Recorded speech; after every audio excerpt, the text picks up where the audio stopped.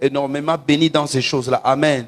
Tu peux faire une bonne provision, tu amènes. On va faire ça, ça sera le 6 septembre, le premier dimanche du mois. Chaque premier dimanche du mois, on va commencer à faire ça. Le dimanche prochain, nous avons la réunion avec des jeunes après dimanche. Donc, ça sera à 15h le matin, nous avons kilt.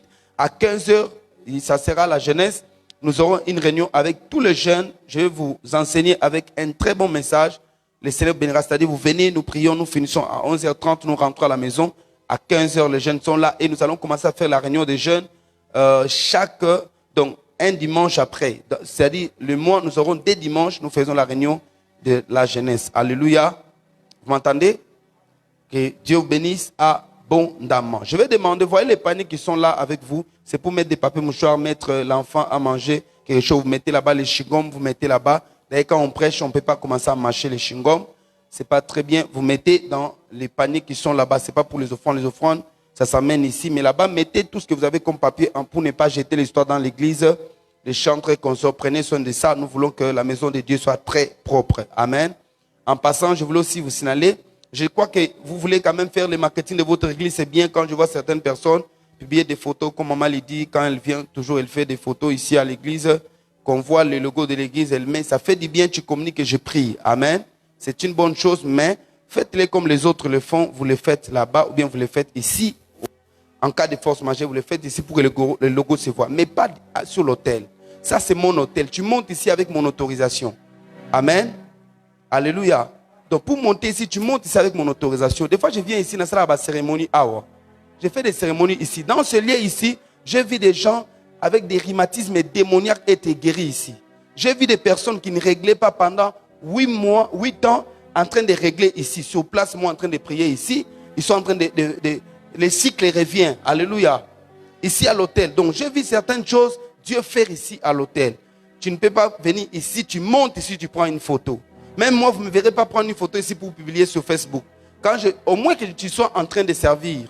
Ok? Tu étais à la modération, tu étais en train de servir, tu étais en train de chanter, tu peux monter cette photo-là, tu mets. Mais si tu ne sers pas, qu'on vienne, tu t'es levé là au Tchébou. Est-ce que y aura un selfie dans Naranganga? Naranganga, tu fais un selfie. Tu n'auras pas peur? Alors, nous devons voir cet esprit-là pour l'église. L'église est surnaturelle. Amen. L'église est surnaturelle, c'est-à-dire qu'il faut prendre de ça. Tu peux avoir un problème, tu viens seulement ici. Tu dors seulement à l'église. Les esprits te quittent. Ça, vous devez le savoir. Mais si vous n'avez pas cet esprit-là, vous allez voir, c'est normal. On peut venir, on peut jouer, on peut faire tout ce qu'on veut. L'autel doit être sacré parce que la valeur de l'église ou la valeur de nos vies, c'est l'autel ici. C'est comme ça, même quand nous venons avec nos offrandes, nous mettons ici. Vous avez vu les dimanches, nous avons mis nos offrandes ici. Alléluia. Parce que même quand tu auras des problèmes, tu viendras ici, mettre ta main là, crier les Seigneurs. Au moins que tu es en train d'adorer, tu peux dire, je passe à l'autel, je vais me connecter à l'autel, je prie. Donc, faites ces choses-là, ça va beaucoup vous bénir aussi. Que Dieu bénisse abondamment. D'autres communiqués, on va ajouter à la fin, avant que je ne commence mon message, on acclame les Seigneurs.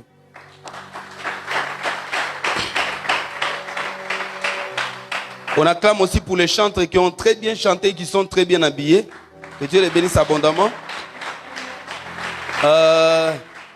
Les techniciens ont fait un bon travail parce que les groupes ne supportent pas la qualité des instruments que nous avons mis là-bas.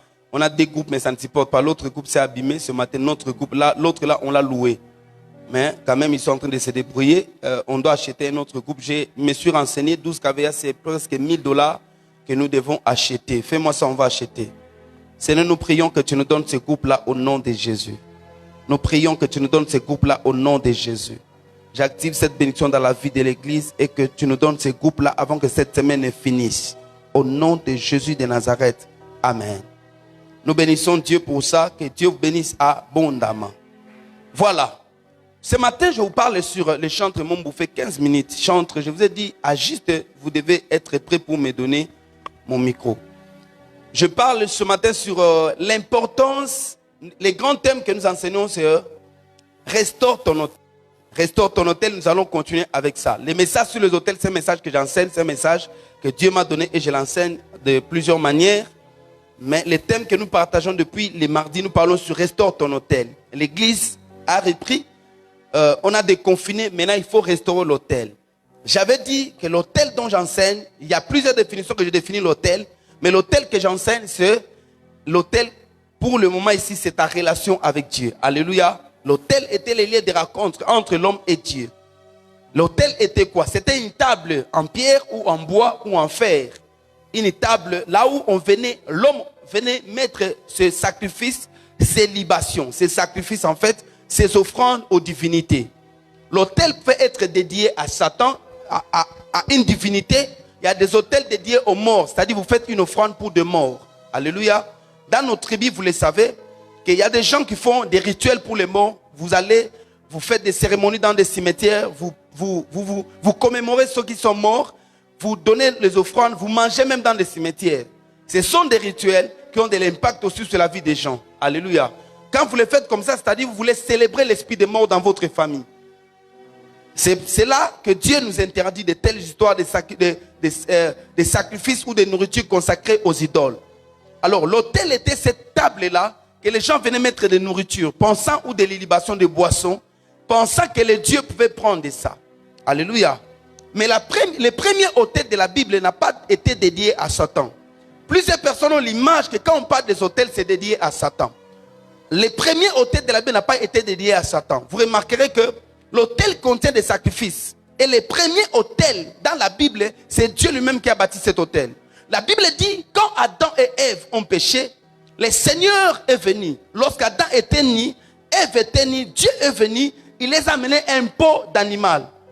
Dieu ne peut pas leur donner les peaux d'animal, alléluia, la peau d'animal, si ces hommes-là n'avaient pas comment? S'ils n'avaient pas fait un autel. Si Dieu n'avait pas sacrifié. Donc Dieu avait d'abord commencé à sacrifier un animal, c'est alors qu'il a pris et il les a amenés. Alléluia. Amen. Alors, c'est-à-dire le premier autel était à Dieu. Mais quand nous avons vu que, lisiblement dans la Bible, on parle de l'autel, lorsque Caïn a eu dans sa pensée de bâtir un autel. Mais je me dis que Caïn étant enfant, ne pouvait pas construire un autel. Suivez-moi très bien. Si Caïn n'avait pas vu son père Adam en train de bâtir des autels, la Bible dit Dieu venait chaque soir pour rencontrer Adam dans une intimité profonde. C'est-à-dire qu'Adam avait un autel qui faisait que Dieu vienne. Alléluia. Raison pour laquelle vous remarquez, on parle de l'offrande du soir. Même Daniel faisait les offrandes du soir. En ce moment-là, le Seigneur venait. Nous disons que toutes ces choses étaient des choses que Dieu leur avait données. Et ce sont les secrets que Dieu leur a donnés. Alléluia. L'autel est l'endroit de rencontre. L'autel peut être dédié à un esprit. C'est-à-dire à une divinité. Et c'est ce que se faisait dans la Bible. Alors, ce matin, je parle sur l'importance de l'autel dédié à Dieu. L'importance de l'autel dédié à Dieu. L'importance de l'autel dédié à Dieu. L'importance de l'autel. J'aimerais bien que quelqu'un m'écoute avec beaucoup d'attention. J'ai plusieurs choses à dire. Si le temps ne nous permet pas, on va en parler prochainement. Alors, je vais vous demander, vous supplier de vous tenir debout pour que nous puissions lire un verset. Deux versets. Nous sommes d'abord dans Genèse chapitre 8, à partir du 18e verset jusqu'au 22e verset. Genèse 8. Genèse 8, du 18e au 22e verset. Si vous n'avez pas de Bible, suivez-moi avec beaucoup d'attention et écrivez ce message. Genèse 8, verset 18. La Bible dit ceci. Et Noé sortit avec ses fils. Ça, c'est après le déluge. C'est-à-dire Noé était confiné dans l'arche. Après, il a été déconfiné. Alléluia. Alléluia. Est-ce que là-bas, derrière, vous êtes avec moi? Frère Lionel, ça va? Parce que je te vois, tu ne dis pas amen. La Bible dit, et Noé sortit avec ses fils, sa femme et les femmes de ses fils. Tous les animaux, tous les reptiles et tous les oiseaux, tout ce qui se met sur la terre selon leur espèce, sortirent de l'arche. Noé bâtit un autel à l'Éternel. Soulignez ça. Noé bâtit un autel à l'Éternel. Il prit de toutes les bêtes pures et de tous les oiseaux purs. Il offrit des holocaustes sur l'autel. L'Éternel sentit une odeur agréable. Soulignez, l'Éternel sentit une odeur agréable. Et il dit en son cœur, Dieu dit en son cœur. Cette parole, Dieu ne l'a pas dit à Noé. Dieu a dit en son cœur. Alléluia. L'Éternel sentit une odeur agréable. Et il dit en son cœur, je ne maudirai plus la terre à cause de l'homme. Parce que les pensées du cœur de l'homme sont mauvaises dès sa jeunesse. D'autres versions disent dès ce début. Et je ne frapperai plus tout ce qui est vivant comme je l'ai fait. Waouh! Que Dieu bénisse celui qui dit Amen. Tant que la terre, écoutez ce verset, tant que la terre subsistera, les semailles et la moisson, c'est-à-dire la récolte et la moisson, les froids et la chaleur, l'été et l'hiver, les jours et la nuit ne cesseront point. Que Dieu te bénisse. Lisons Genèse chapitre 31 verset 13. Genèse 31 verset 13.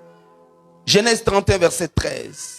Je suis le Dieu de Bethel, où tu as oint un monument, où tu m'as fait un vœu. Waouh. Maintenant, lève-toi, sors de ce pays et retourne au pays de ta naissance. Il dit, je suis le Dieu de Bethel, où tu as oint un monument. Dieu ne dit pas autel, Dieu ne dit pas une pierre. Est-ce que Jacob avait oigné un monument? Ok? Jacob avait mis l'huile sur un monument? Non. Jacob avait mis l'huile sur une petite pierre qu'il avait mis son cheveu. Donc ce n'était même pas une pierre comme ça. Parce qu'une pierre comme ça, tu ne peux pas mettre ta tête. C'est-à-dire c'était une petite pierre. Mais parce que cette petite pierre avait contenu de l'huile de Jacob, Dieu appelle ça plus tard monument. Il y a des offrandes que tu fais ce matin comme petite offrande. Mais demain, ça devient des entreprises. Si tu dis Amen, que Dieu commence à changer quelque chose dans ta vie. Il y a des sacrifices de petits que tu mets aujourd'hui. Mais après quelques temps, 20 ans après, cette petite pierre a grandi. Dans le spirituel, dans le monde spirituel, tout grandit. Ton don que tu possèdes maintenant ne restera pas toujours comme ça. Ça va grandir jusqu'au point où c'est devenu un monument. Dieu dit, où tu as oint un monument.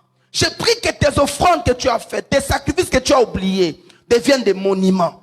Parce que si on ne peut pas voir une pierre, néanmoins un monument est visible et partout quelqu'un peut être, il verra ces monuments. Laisse que le monde des esprits commence à te voir.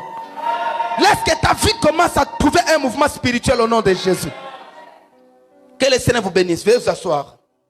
L'importance de l'autel dédié à Dieu. Alléluia. La Bible dit, Jacob le voleur, Jacob le coupable, Jacob l'usurpateur de la bénédiction qui revenait à son grand frère Ésaü. Jacob a volé et Jacob est en train de fuir. Pendant que Jacob fuyait, Jacob arrive quelque part la nuit. Il était fatigué parce que le soleil s'est couché. Il voulait continuer sa course, il avait la volonté. Mais il ne peut pas continuer parce que la nuit était là. Il y a des moments dans la vie où vous avez la bonne volonté d'évoluer, d'avancer. Mais vous ne pouvez pas avancer parce que vous sentez que il y a des puissances naturelles qui sont contre vous. Vous êtes incapable d'enfanter une bénédiction dans votre vie. Vous avez le désir mais ça ne tient pas. Vous voulez faire mais ça ne marche pas. Parce que le soleil s'est couché. Qu'est-ce que la Bible dit? Jacob, quand il a vu le soleil se coucher, Jacob ne peut plus marcher, il ne peut que dormir. Mais pendant qu'il dormait, grâce à Dieu, il a pris une petite pierre, lui ne savait pas ce lieu.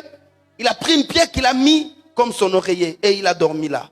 Pendant que Jacob dormait, la nuit, Jacob reçoit une vision où il voit une échelle qui touche le sommet au ciel et qui touche la terre. Les anges faisaient quoi? Ces anges montaient et descendaient.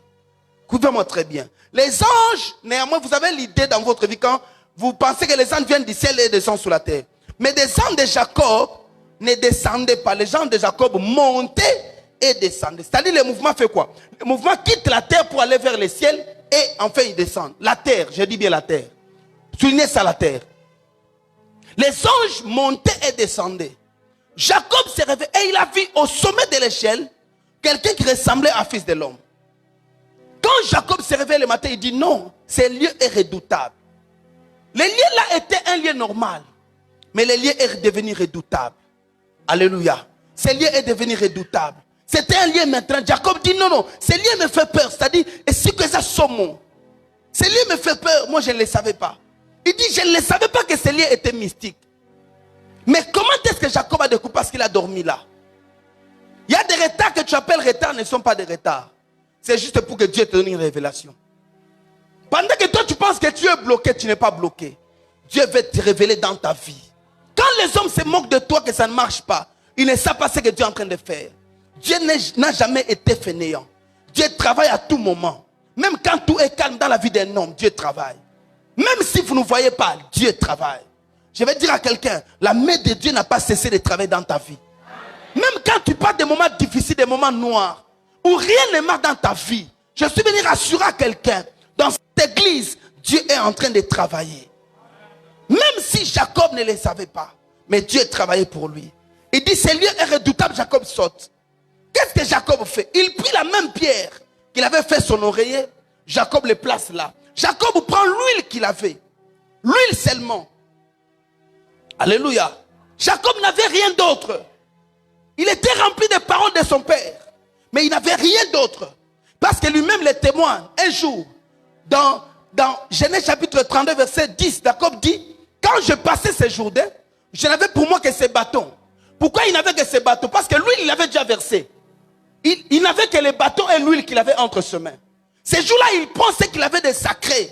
Jacob les consacre à Dieu. L'huile est une offrande de libation, ce qu'on appelle la libation. Jacob a mis l'huile là et Jacob est parti. Alléluia. Jacob a mis l'huile là, il est parti.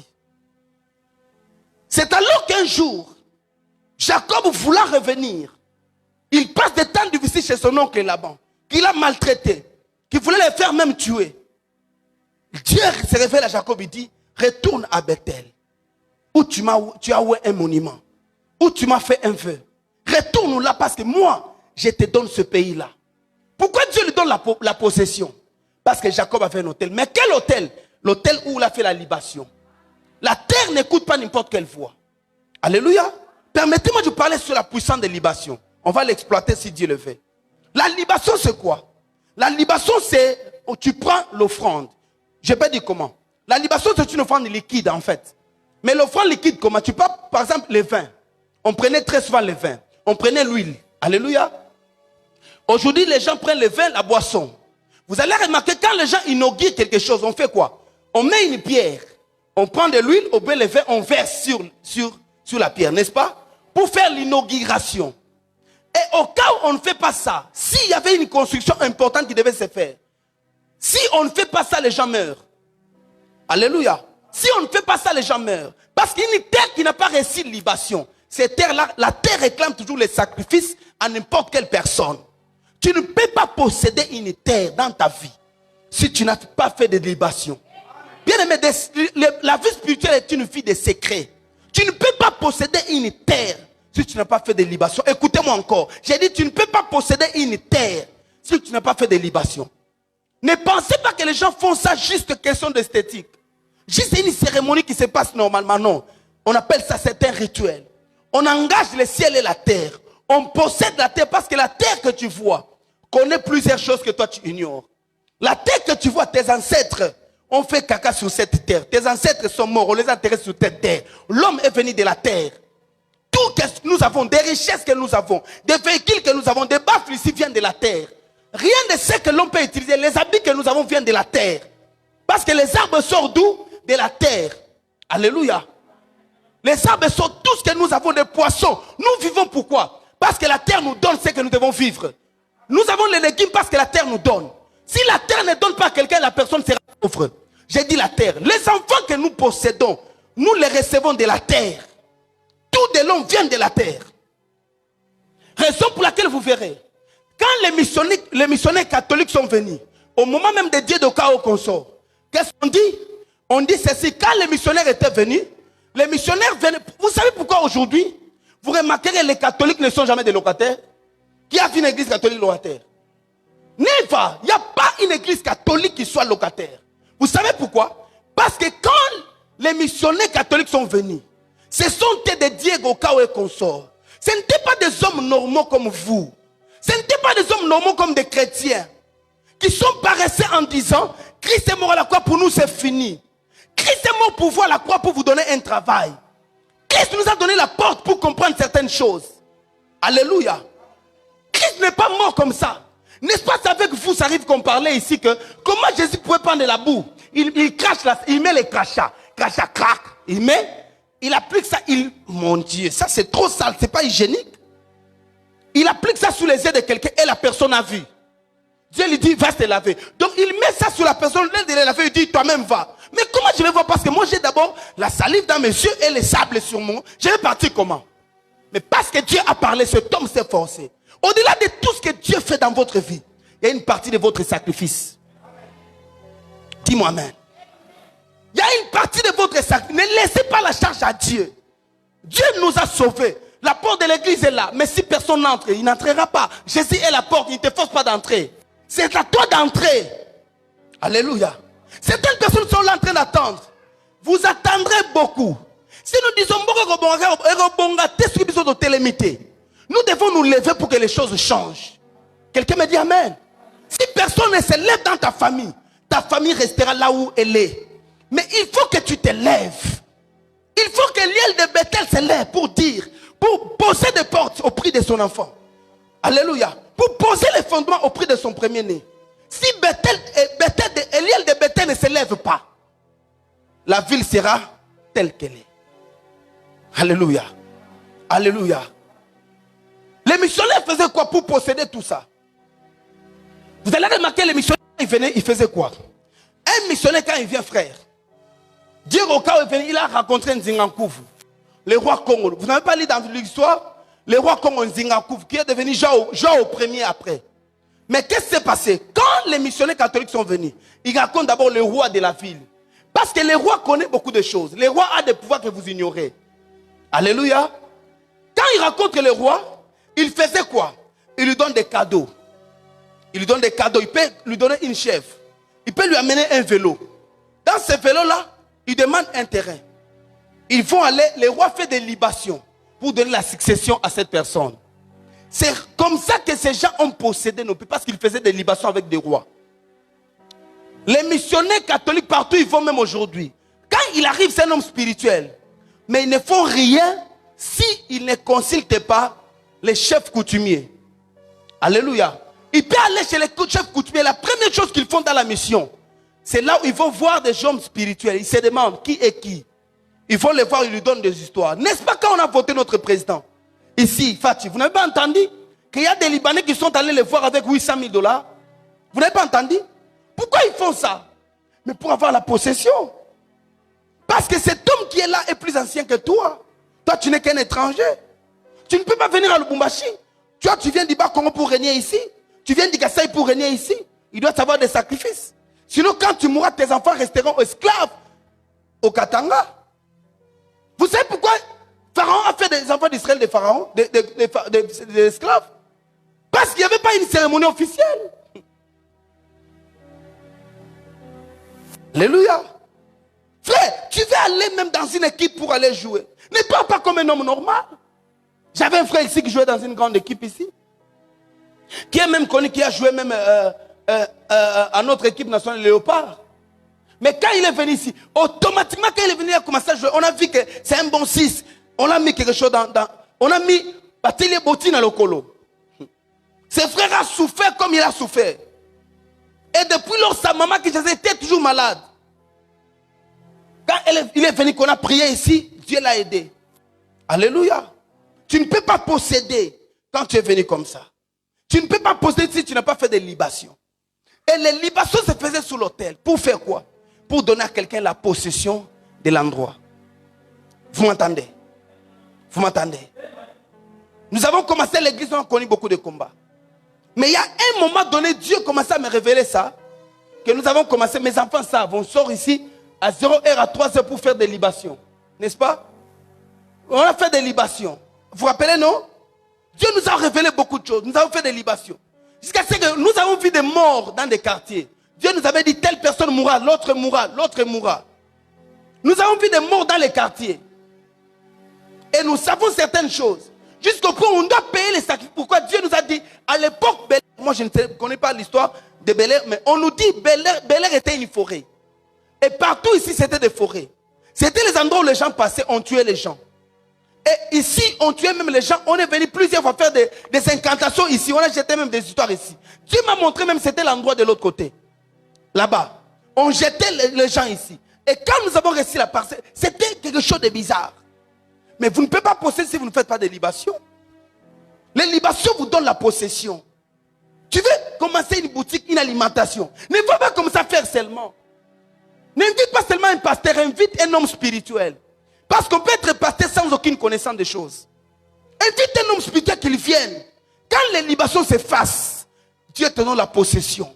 Parce que celui qui a été là avant toi connaît plus que toi. Tu ne peux pas posséder une maison, tu vois seulement tu entres dans une darasiroko tikak.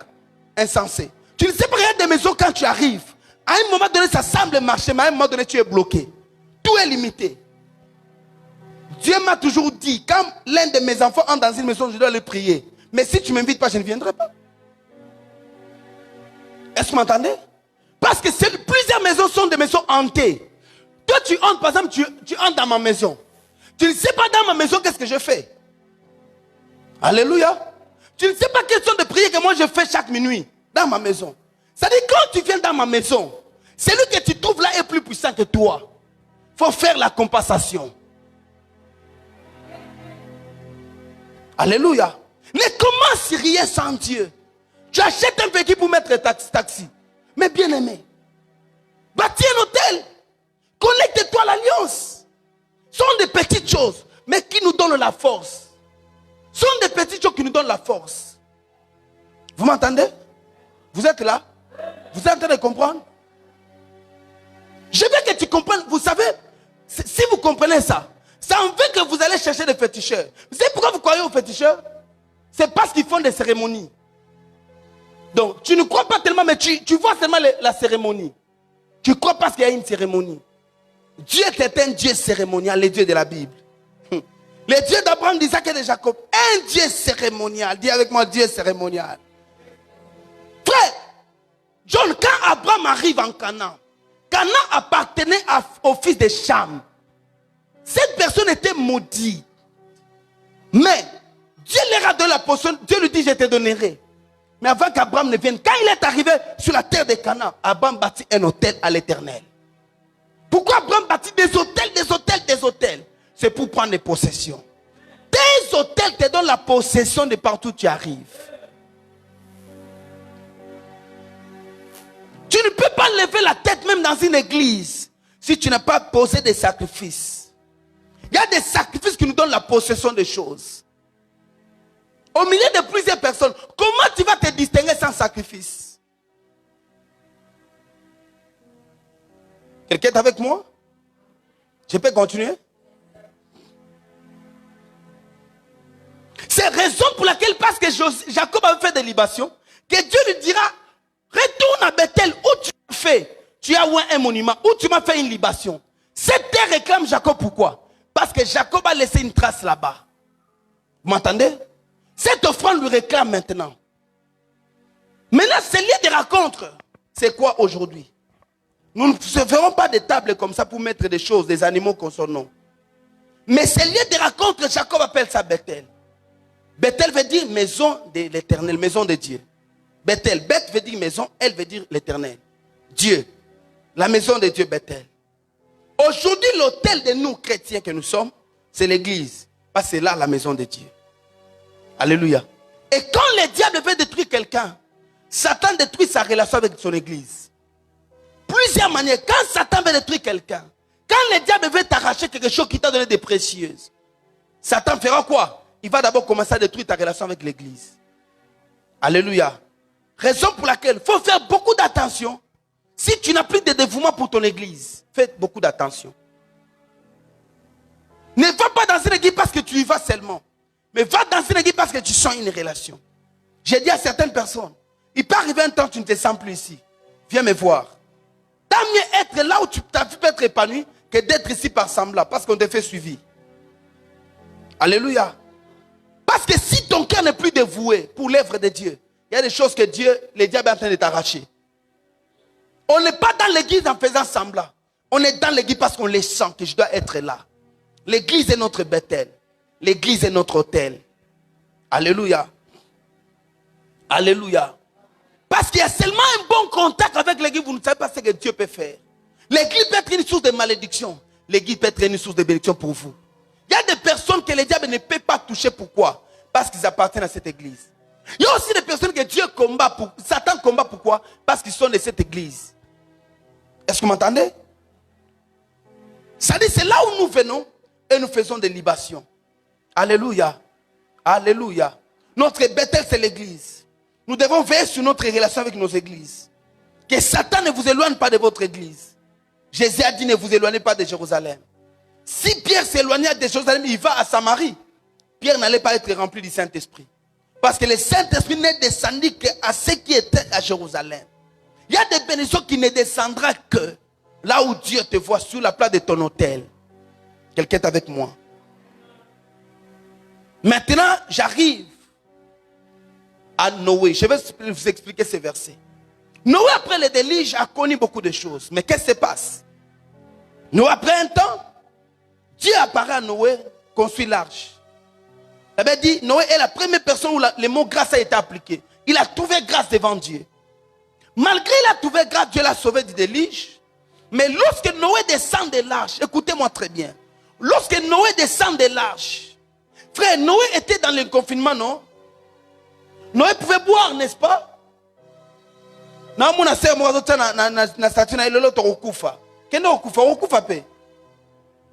pouvait se réjouir, n'est-ce pas? Ça arrive.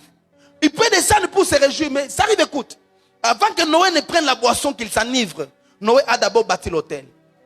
La Bible dit, quand Noé est sorti, Noé bâtit là un autel, pas à lui, à l'Éternel. Noé dédia son autel à Dieu. Si Dieu est votre priorité, Dieu sera en premier dans votre vie. Aussi longtemps que vous n'avez pas mis Dieu devant, Dieu ne va jamais prendre le volant de votre vie. Alléluia. Il y a des gens qui disent, mon temps n'est pas encore arrivé. Qu'est-ce que tu penses ton temps? Tu penses que le temps c'est quoi? Le temps c'est ce que nous sommes là. Si nous sommes encore là, si vous entendez ces messages, c'est-à-dire votre temps est là. Vous êtes avec moi? Noé bâtit un autel à l'Éternel.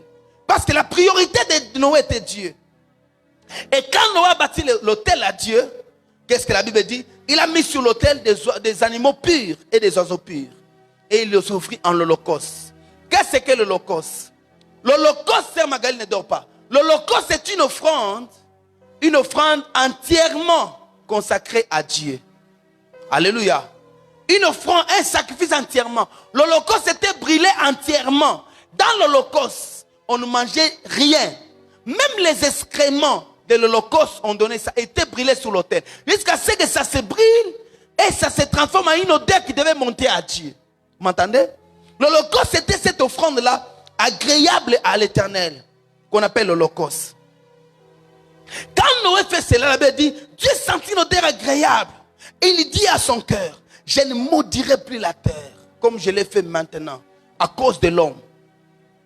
Donc Dieu ne maudira plus la terre à cause de l'homme. Le corona n'est pas une maladie infligée par Dieu, parce que Dieu avait déjà décelé dans ce verset. Ce n'est pas Dieu, le corona est une maladie démoniaque. Mais Dieu peut utiliser pour nous donner un message. Vous m'entendez? Mais ça ne vient pas de Dieu. Ne prêche pas que le corona vient de Dieu. Dieu a frappé la terre. Ce n'est pas Dieu qui a frappé la terre. Mais Dieu peut profiter. Dieu permet au diable de toucher Job. Mais pour Dieu, c'est une épreuve pour Job, pour que Dieu enseigne Job. Mais Dieu n'est pas l'auteur de la maladie de Job. Quand tu as des problèmes, ne dis pas que c'est Dieu qui m'inflige. C'est ton erreur qui fait que le diable, la main du diable est activée contre toi. Mais Dieu maintenant va utiliser ça pour te ramener dans sa voie. Vous m'entendez? Parce que la Bible dit, si vous êtes tenté, ne dites pas que c'est Dieu qui me tente. Parce que Dieu ne tente personne. Alléluia. Mais néanmoins, Dieu peut nous éprouver comme ses enfants. Pourquoi Dieu nous éprouve? Pas pour nous faire du mal, mais pour nous donner la leçon qu'il veut. Ton célibat peut être une leçon que Dieu te donne. Ton chômage peut être une leçon. Peut-être il y a des choses dans ton cœur que Dieu n'a pas encore accompli. Dieu n'a pas encore fait. Tu ne lui donnes pas le temps d'agir dans ta vie. Dieu dit quoi? Tu passeras ces moments de crise. Tu manqueras même 10 francs. Tu manqueras les habits. Pourquoi? Dieu veut t'enseigner. Dans tout ce qui se passe dans ta vie, pose-toi la question, qu'est-ce que Dieu m'apprend? Ne dis pas que c'est Dieu qui ne veut pas. Dieu ne peut pas être contre ton mariage. Qu'est-ce que Dieu gagnerait à te priver un mariage? Qu'est-ce que Dieu gagnerait à te priver de l'argent? Dieu ne gagnerait rien.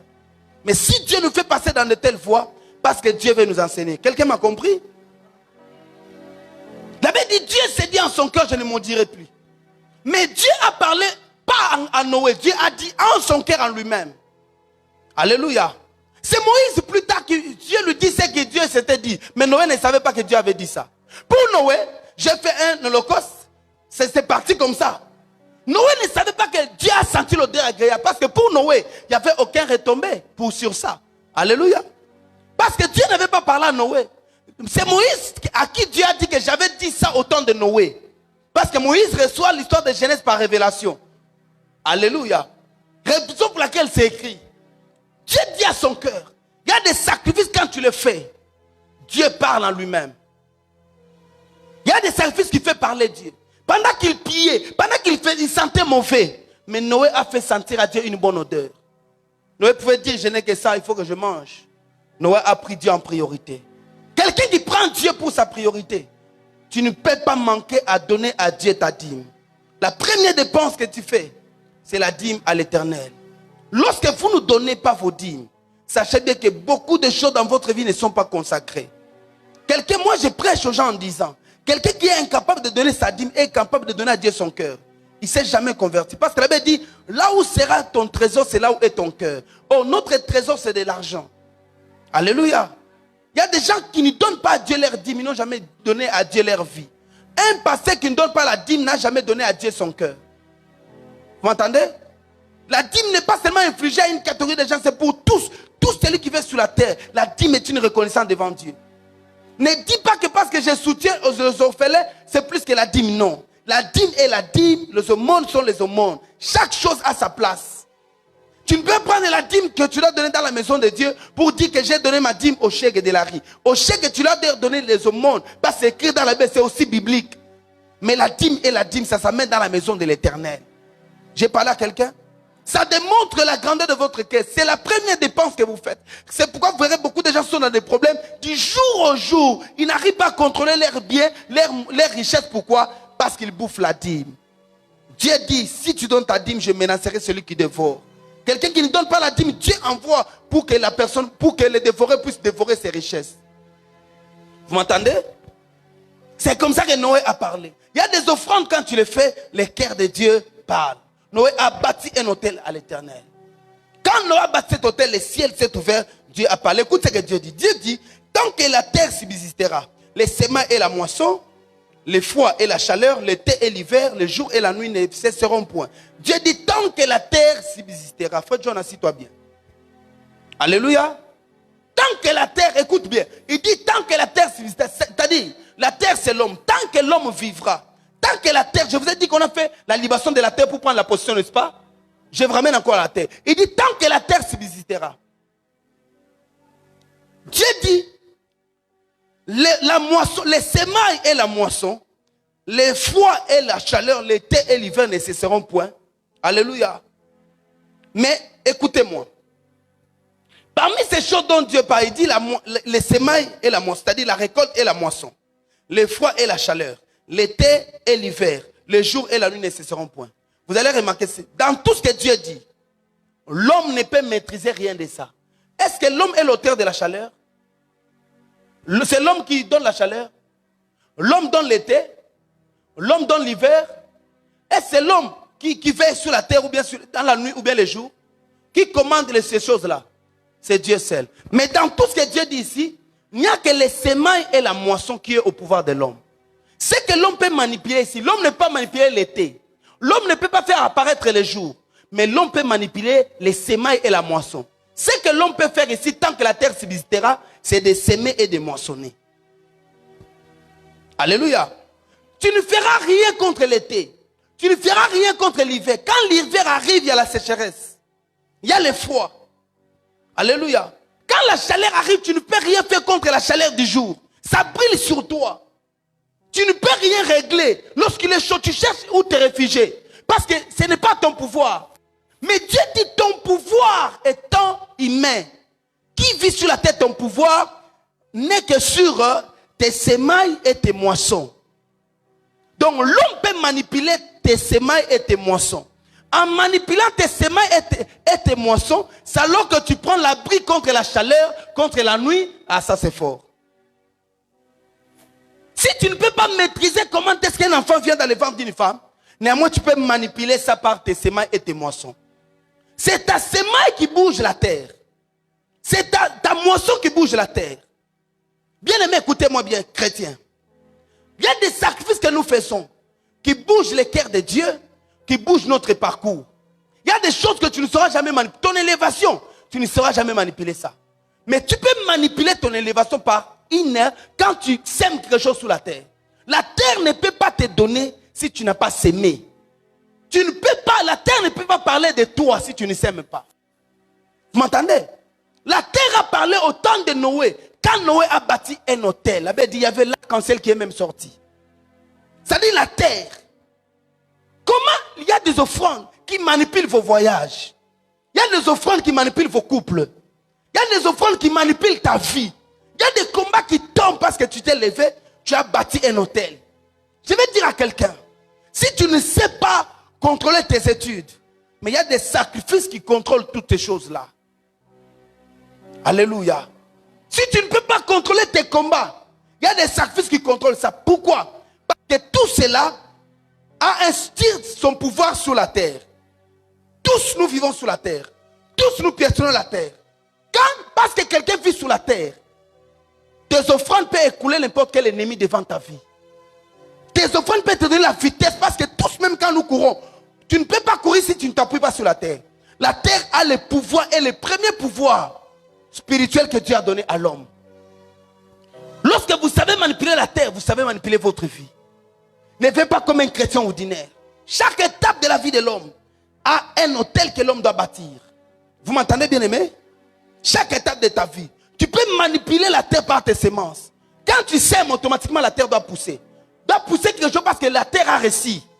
Alléluia. Alléluia.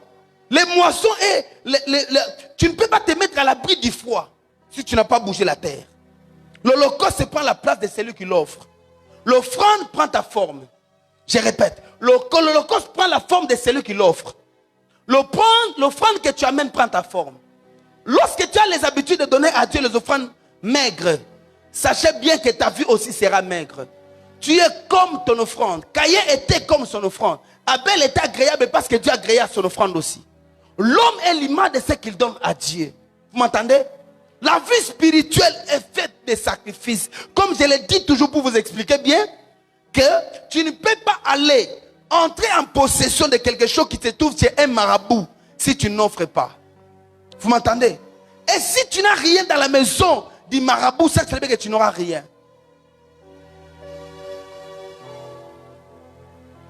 Sans autel, la vie spirituelle est sans aucune possession. Sans autel, votre vie n'a pas de possession. Alléluia. C'est par les autels que nos vies ont de la possession. Quand tu vois un homme qui marche vide, les mains vides, ça veut dire que cet homme n'a rien, la terre n'a rien de lui. Mais j'ai pris ce matin que toutes vos offrandes que vous avez semées, que la terre bouge. Même si vous l'avez fait il y a longtemps que vous avez oublié. Je suis allé prier dans une maison. L'une de mes sœurs. Dieu me dit qu'elle n'a rien de spirituel. Tout ce qu'elle a reçu par grâce. Et Dieu m'a dit clairement, je vous l'ai dit, c'est à cause de la connexion qu'elle a eu avec toi. Elle-même n'a rien. Mais le temps qui est là maintenant, le diable va secouer sa vie. Si elle ne fait pas attention, elle sera beaucoup maltraitée. Est-ce que vous m'entendez? Et ça n'a pas tout ça, sans hôtel dans la vie. Alléluia. Dieu les regarde comme ça, même quand les épreuves arrivent. Dieu voit que tout autour de lui, il n'a rien. Bien aimé, tu ne peux pas évoluer, je vous dis la vérité, dans votre marche avec Dieu. Si on vous prête ça, on vous flatte. Moi, je ne vous flatte pas. Je vous dis des choses vraies. Il y a des choses, même étant pasteur, qui arrivent, tu sens que ça la offrande. C'est une salité dans ce qui Alléluia. Et vous dérangez Zambete au Tigali Bongo, vous dérangez Zambete. Si vous allez rater, vous allez déranger. Mais vous allez manipuler ma belée. Manipule la terre pour que la terre te donne ce qu'elle a détenu de toi. M'entendez? Personne ne peut vivre par son salaire. Non. Le salaire que Dieu nous donne est une sémence pour que nous puissions booster la grande bénédiction que Dieu nous donne. Ceux qui vivent par leur salaire sont pauvres. Mais tu peux booster ta vie au-delà de ton salaire. Je parle à quelqu'un ce matin. Je vais vous donner 5 raisons avant de limiter mon message. 5 raisons que Dieu m'aide à les donner dans peu de temps, dans peu de minutes. 5 raisons pour lesquelles les hommes dans le temps bâtissaient des hôtels. 5 raisons. Pourquoi les hommes du temps bâtissaient des hôtels? Et pourquoi nous aujourd'hui, moi Israël, j'ai bâti des hôtels? Pourquoi? Parce que ça c'est ma vie. Le peu que j'ai bâti. Quand Dieu me donnera plus, je bâtirai encore au-delà de ce qu'il me donne. Parce que si vous n'avez pas fait l'autel avec ce que vous possédez, sachez que vous n'aurez pas ce qui est plus. Chaque étape de la vie a une stagnation.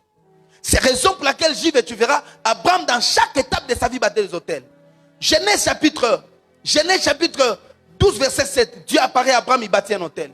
Genèse chapitre 8, Abraham bâtit un autel, il implora l'Éternel. Genèse chapitre 13 verset 4, Abraham revint de l'Égypte, retournant là où il y avait son autel, entre Haï et Bethel, il bâtit là un autel, il implora l'Éternel. Tu ne peux pas implorer Dieu sans autel.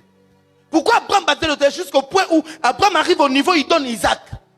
C'est parce qu'il montait graduellement. Les autels doivent être graduellement. Je me rappelle un mois de ma vie, je devais donner à Dieu $5. Les $5 j'ai donné à Dieu, je m'appelle, c'était à Bandal. J'ai oublié l'avenue, mais à Bandal vers la maison communale derrière. Il y avait un homme de Dieu qui prêchait. Je devais donner à Dieu $5. Je ne sais pas si c'était, je crois que ça devait être la grande offrande que j'avais donnée à cette époque. Ces $5 que j'ai donné à Dieu m'a ouvert une porte à Brazzaville. Où Dieu m'avait beaucoup visité. Je rentre à un mois donné de ma vie, je suis allé vers Chikapa. J'ai donné à Dieu $100 une fois. Je n'avais que $200. J'étais en mission. Un homme de Dieu prêchait. Il venait du Cameroun. Je suis sorti, j'ai donné à Dieu $100. Par là, j'ai commencé à comprendre, donner à Dieu graduellement. Alléluia. Jusqu'au point où, je vous dis la vérité, maintenant je suis dans l'étape où je dois donner à Dieu une parcelle. Plus vous montez, plus votre cœur est circoncis. Au PC Nzambe 10, au PC 50. Oh, matin, n'est-ce pas, John? N'est-ce pas, Jonathan? Tu montes, tu donnes à Dieu 100, 200. Tu achètes un goût pour Dieu. Tu montes, tu donnes à Dieu $1000. Tu achètes un clavier. Tu montes, tu donnes à Dieu un véhicule.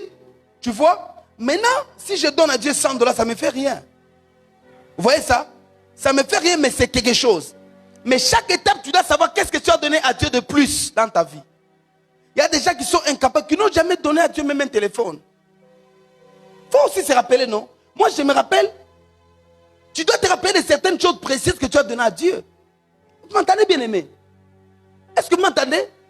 C'est par là que plus vous veillez sur ça, plus vous allez voir la qualité de votre vie changer.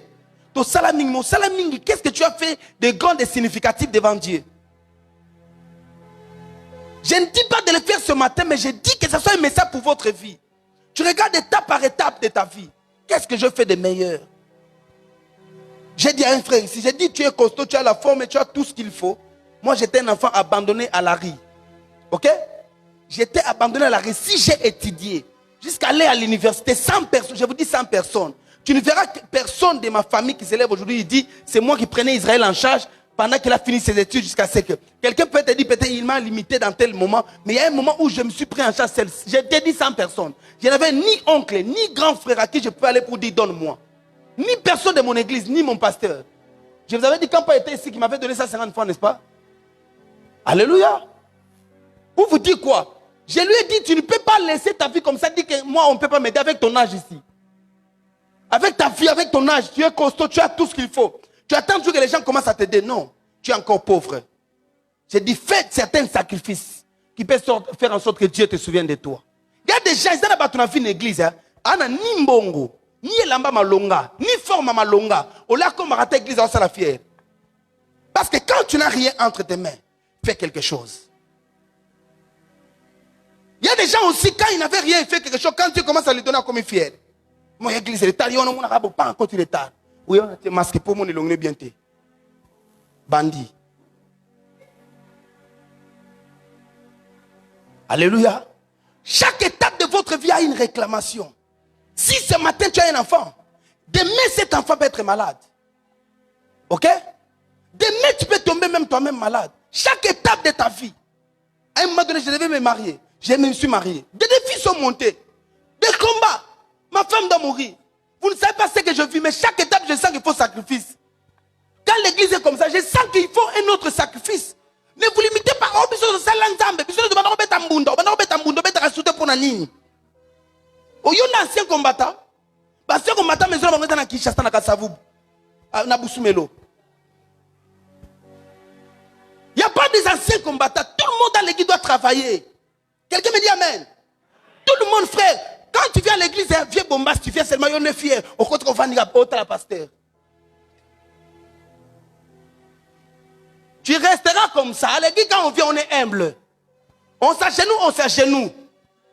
T'as là, au moment où on a veste, on a l'arte. Qu'est-ce qu'on a bastétique à Pampa, on a l'église. Tu sens que la personne est vide. Ouage. Quand on les combat comme ça, il n'a rien dans sa vie. Il n'a même pas la foi pour se faire face. Alors, dans tout ça, on fait quoi? On est humble devant Dieu. On s'agenouille devant Dieu. On ne dit pas que non, on est bisoté.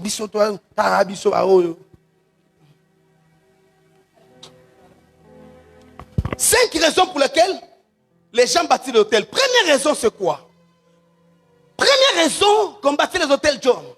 Première raison, c'est pour adorer Dieu. Les gens bâtissent les hôtels pour adorer Dieu. Genèse chapitre 22, verset 4. Genèse chapitre 22, verset 4. Le 3e jour, Abraham leva les yeux, vit les lieux de loin. Verset 5. Et Abraham dit à ses serviteurs, restez ici avec l'âne.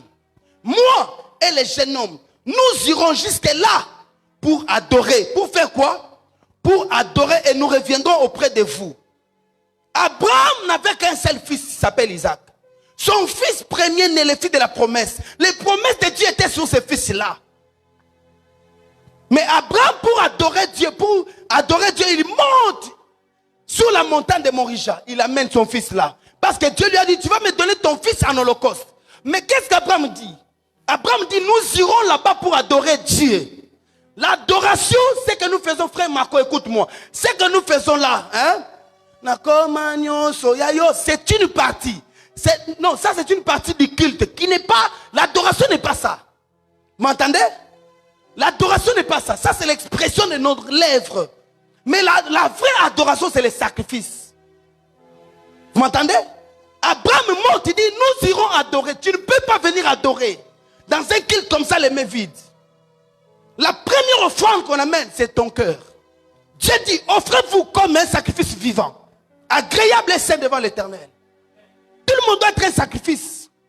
Venez voir l'église avec un esprit de sacrifice, ou bien vous attendez jusqu'à 9h. C'est alors que tu te réveilles, tu entres dans la douche, on a à peine à faire nyonso. Quand on vient avec un esprit de sacrifice, c'est-à-dire moi-même je me réveille à 4h, pendant j'ai encore sommeil, mais je dois être dans la présence de Dieu. Les gens bâtaient les hôtels pour adorer Dieu, la première raison. Abraham prend la chose qui coûtait pour lui. Il ne dit pas à Sarah. Il monte devant l'autel pour adorer Dieu, John. Abraham ne s'était pas endormi. Il s'est réveillé très tôt matin. Quelqu'un me dit Amen. Pour adorer. Deuxième raison, les gens bâtaient des hôtels pour implorer le pardon de Dieu afin d'écarter sur eux les jugements. Deuxième raison. Les gens bâtaient des hôtels pour implorer le pardon de Dieu afin d'écarter sur eux les jugements.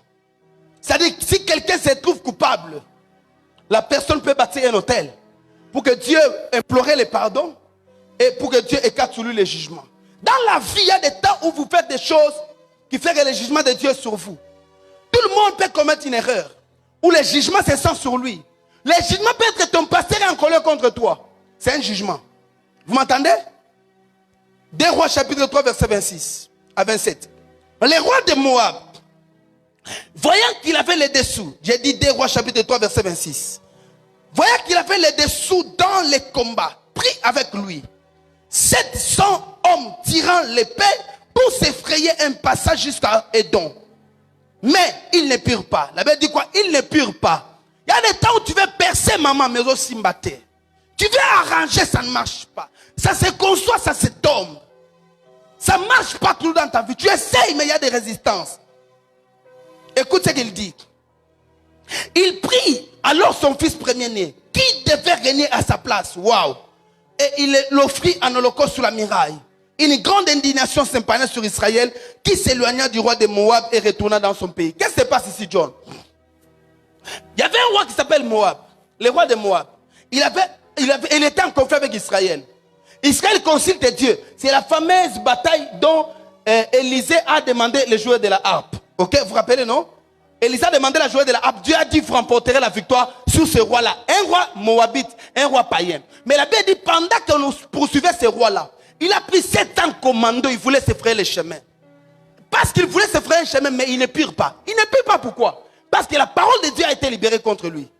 Il ne prie pas. Mais parce qu'il ne pouvait pas, la Bible dit, il prit son fils premier-né, qui devait régner à sa place, son remplaçant. Il le met en holocauste sous la muraille. Quand il a mis cet enfant sous la muraille, la Bible dit, une grande indignation. D'autres versions disent, un découragement brutal s'est emparé sur Israël. Tous les militaires d'Israël étaient fatigués. Laisse que tes ennemis se fatiguent à cause d'un sacrifice que tu feras. Que ceux qui ne savent pas lâcher ta vie, que ce matin, je dis comme prophète de cette maison, qu'il y ait des ennemis, je parle à quelqu'un au nom de Jésus, qu'il y ait des ennemis de ta vie qui t'ont poursuivi il y a longtemps, où tu ne sais pas frayer une voix. Ce matin, après ce que tu entendras, quelqu'un mort à Kinshasa. Tu entendras quelqu'un mort en Boujima. Tu entendras quelqu'un mort à Porto. Pourquoi? Parce que Dieu, je dis, Dieu se lève dans ta vie.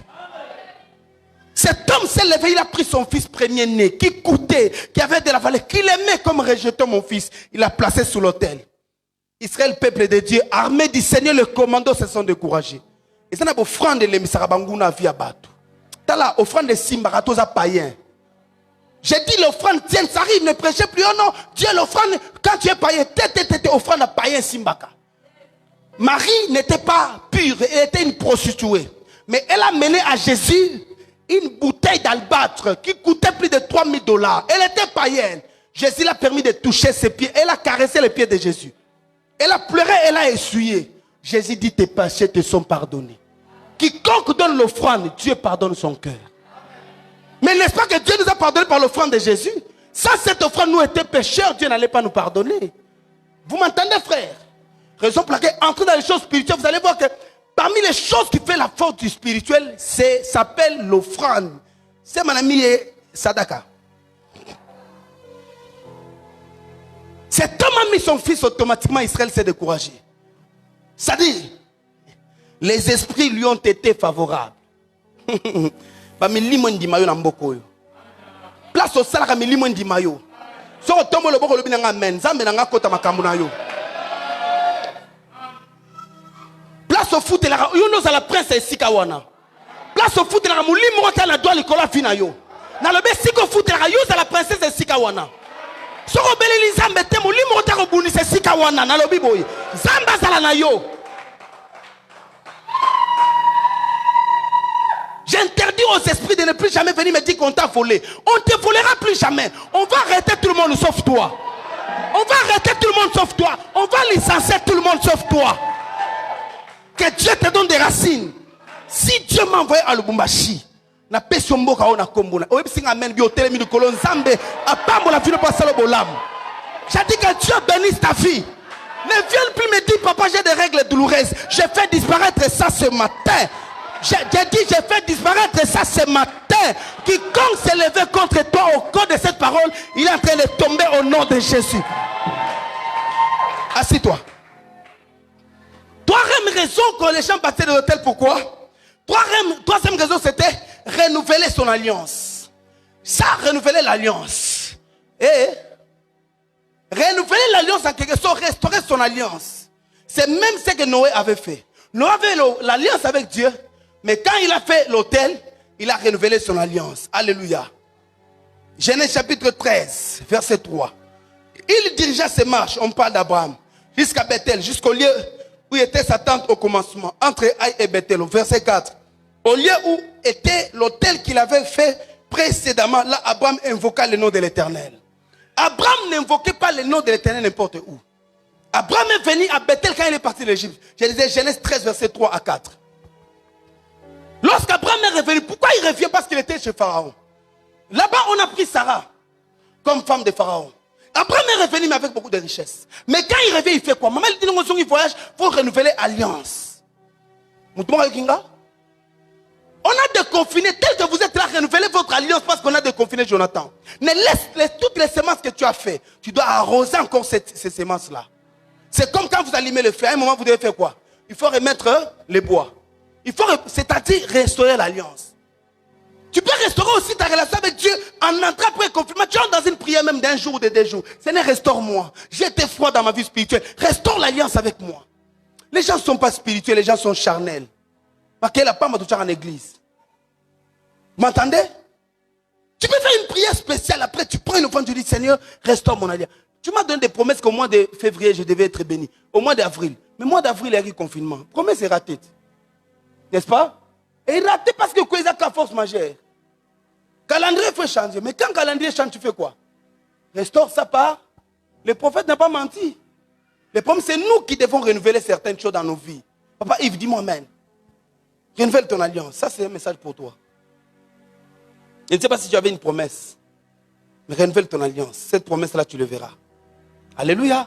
Abraham, il est encore revenu là où il y avait son hôtel. Il a fait ça. Quatrième raison. Quatrième raison pour laquelle les gens bâtissent l'hôtel, c'est pour motiver sa pétition ou sa requête afin d'être exaucé. Les gens battaient les hôtels pour motiver leur pétition ou leur requête. La pétition, c'est une requête. Ok? On a tranché le procès de notre bien-aimé frère Kamere, n'est-ce pas? Il a fait une pétition, il a encore lancé, il est allé en cours d'appel, n'est-ce pas? Pour faire un rappel. C'est ça qu'on appelle pétition. Donc les gens faisaient ça pour motiver. Il y a une chose que Dieu t'a promis, ça n'a pas marché. Dieu te dit, tu peux bâtir un hôtel. Les gens bâtaient des hôtels pour lancer une pétition pour leur vie. Je peux donner les versets. 1 Samuel chapitre 2 Samuel 24 verset 25. David bâtit là un hôtel à l'Éternel. Il offrit des holocaustes et des sacrifices d'action de grâce. Alors l'Éternel fut apaisé envers le pays et la plaie se retira. Dieu a frappé Israël d'une plaie de la peste. Mais la Bible dit quoi? David est venu, il a bâti un hôtel. David a bâti un hôtel, c'est-à-dire David est venu avec sa prière. Tu ne peux pas avoir une requête qui pèse, compris pour toi, sans bâtir un hôtel. À chaque fois que tu as une requête, accompagne ça d'un hôtel. Vous m'entendez? Accompagne ça d'un holocauste. David avait une requête tout le pays, donc tout le pays était sauvé parce que aujourd'hui nous avons plusieurs requêtes que nous n'avons jamais secouées, nous n'avons jamais accompagné d'une pétition. À chaque fois que tu sors d'une prière importante, ma soeur, mon frère, si tu veux avoir la puissance dans ce que tu fais, accompagne ta prière par une offrande. Il y a une force spirituelle qui engendre dans ça. Les jours où Dieu nous fera grâce, nous reviendrons en détail. Anne est parti pour aller prier pour Samuel, mais Anne d'abord, avant de prier, ils ont fait des sacrifices. Il a accompagné sa requête avec une pétition. La dernière chose, les gens battaient des hôtels pour remercier ou rendre grâce à Dieu. Salomon monte à Gabon. Je suis dans 1 Roi chapitre 3 verset 4. Le roi s'est rendu à Gabon pour y sacrifier. Et c'était le principal des hauts lieux. Salomon offrit 1000 holocaustes sous l'autel. Alléluia. Salomon, quand il est devenu roi, vouloir remercier Dieu, je disais 1 Roi chapitre 3. À partir du verset 4. Salomon vouloir remercier Dieu. Salomon est allé à Gabon pour offrir. Il a bâti l'autel, il a offert 1000 holocaustes. Alléluia. C'est pour rendre grâce à Dieu parce qu'on m'a nommé. Tu as une promotion. Tu as eu une élévation dans ton service. Dieu t'a encore donné la vie, il faut lui rendre grâce. Certaines personnes sont mortes pendant le confinement, mais toi tu as envie. Combien de personnes qui avaient voyagé ne sont plus jamais revenues? Il y a des gens qui sont morts même à la présidence avec une bonne position, là où il y a la sécurité. Mais ils sont morts pendant cette période ici. Combien de personnes sont mortes de l'empoisonnement? Combien de gens ont perdu leurs enfants? Combien de personnes ont arrêté leur vie? Combien sont malades en ce moment? Ils n'étaient même pas malades, mais ils sont partis. Dieu t'a gardé. Parce que tu jouis d'une faveur de l'Éternel, bâtis-toi un hôtel. Dieu t'a visité en te donnant grâce d'un enfant. Tu n'as concevé pas. Maintenant tu es grosse. Bâtis un hôtel. Alléluia. Dieu t'a donné la vie. Au-delà de ce que tu fais, des choses bizarres et tes péchés, mais par la grâce de Dieu, tu as encore revu la terre. Tu es encore là en train de servir Dieu. Alléluia. Dieu t'a protégé, tu ne l'as pas mérité. Les gens bâtissent l'hôtel pour rendre grâce à Dieu. On ne rend pas grâce des choses que les gens connaissent. Même de ce que toi-même tu connais. Vous savez pourquoi quand nous adorons pendant les moments d'adoration, nous donnons nos offrandes? C'est quand on se rappelle d'une chose que Dieu a fait. Tu prends ton offrande d'action de grâce, tu veux donner. Et néanmoins, ça doit être une culture pour l'église.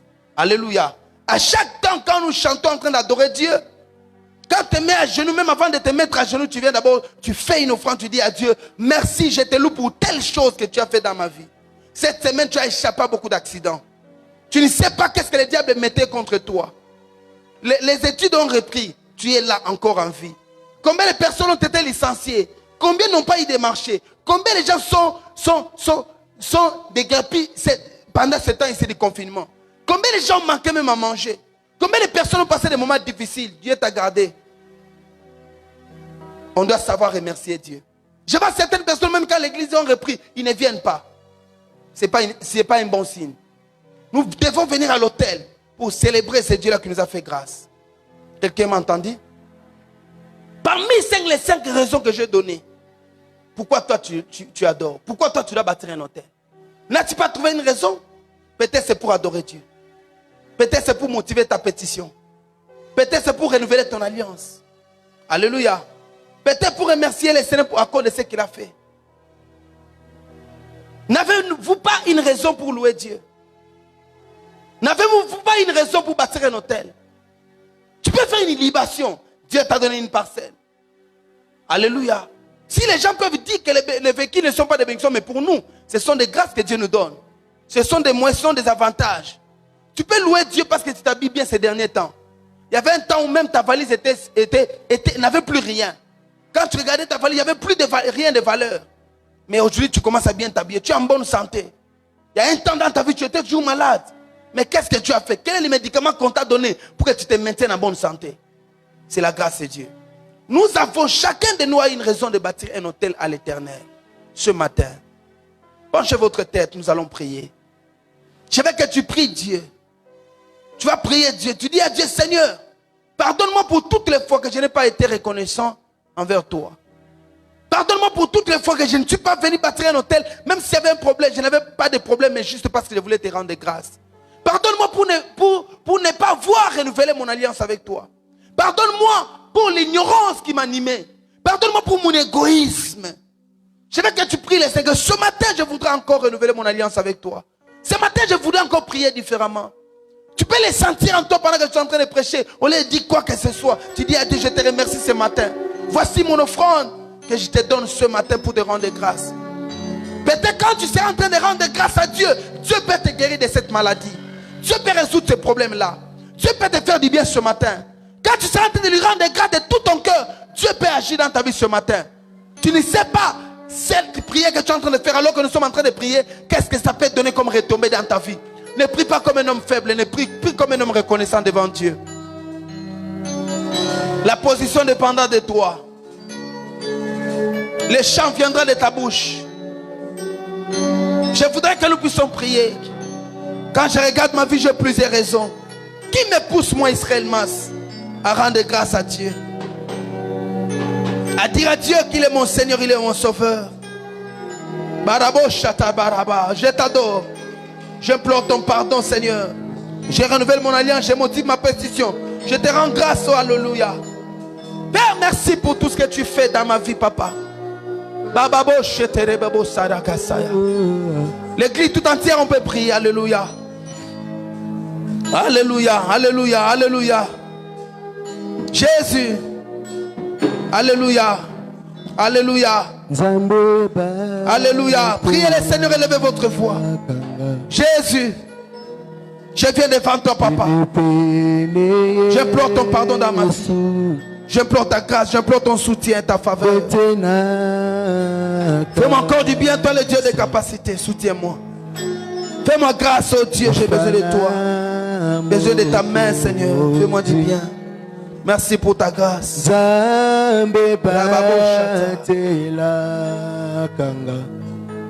Que Dieu se révèle en toi ce matin. Que Dieu te dise ce que tu peux faire. Quelle est la requête qui est devant toi? Que Dieu te montre comme Abraham. Qu'est-ce que tu dois faire pour lui? Tu peux acheter le groupe qui est là-bas, qui est déjà abîmé. Tu peux acheter un baffle.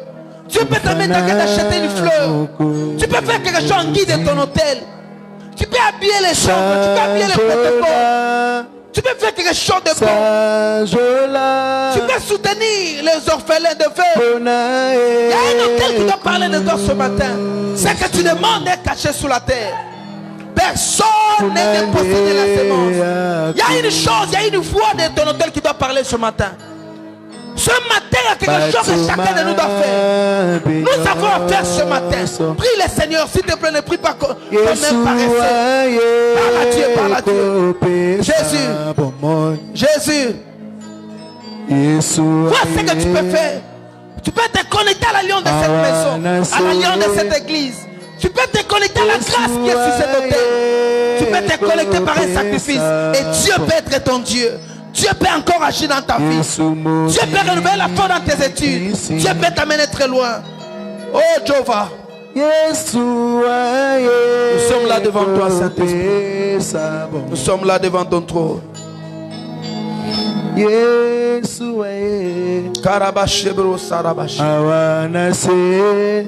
Levez-vous, je vais prier pour vous.